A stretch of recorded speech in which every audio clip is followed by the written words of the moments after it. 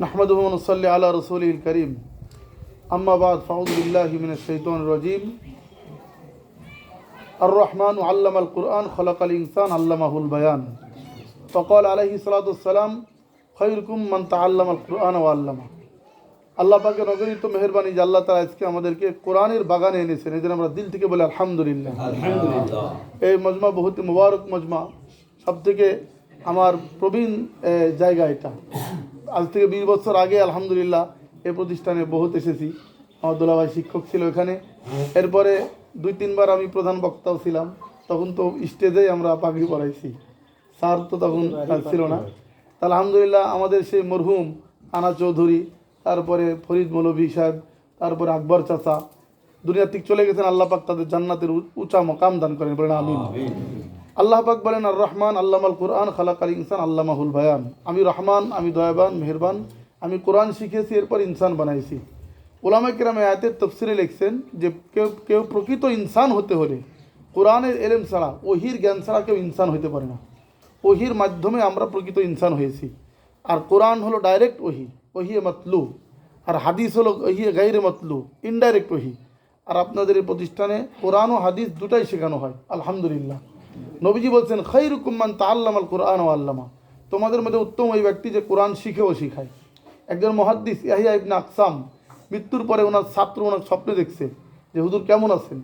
তো উনি বলতেছেন যে আমাকে যখন প্রথমে কবরে প্রশ্ন করেছে দুইজন, তো আমি তাকে জবাব দিয়েছি হাদ্দাসানি আব্দুর রাজ্জাক ক্বালা হাদ্দাসানি মামার ক্বালা হাদ্দাসানি ইবনু শিহাব যুহরি ক্বালা হাদ্দাসানি উরওয়া ক্বালা হাদ্দাসাতনি খালাতি আয়েশা ক্বালা ক্বালা লি রাসূলুল্লাহ ক্বালা আখবারানি জিবরিল ক্বালা লি আল্লাহ জাল্লা আলা ইন্নাল্লাহ ইয়াস্তাহি মিন যি শাইবাতিন ফিল ইসলাম।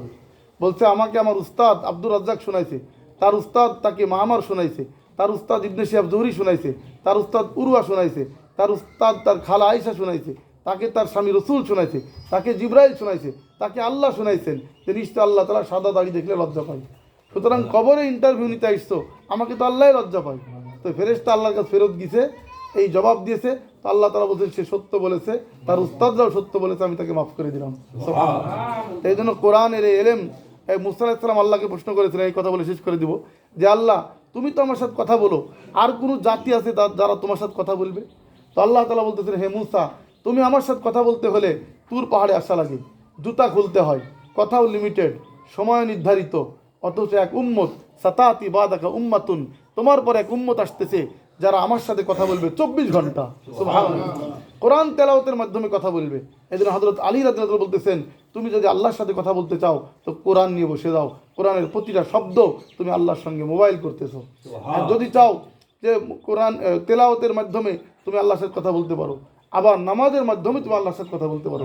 নামাজের প্রত্যেক শব্দে আল্লাহ জবাব দেন। ইযা কালা আব্দু, বান্দা বলে আলহামদুলিল্লাহি রাব্বিল আলামিন, আল্লাহ পাক বলেন হামিদানি আব্দি, বান্দা আমার প্রশংসা করলো।